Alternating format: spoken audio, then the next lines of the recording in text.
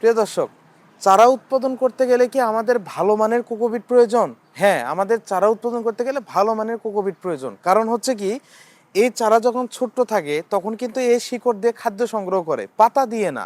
তাহলে এই শিকড় দিয়ে কোথা থেকে খাদ্য সংগ্রহ করে? ঠিক সিডলিং ট্রের মধ্যে যে আমরা রেডি কোকোপিটটা ব্যবহার করি এখান থেকেই।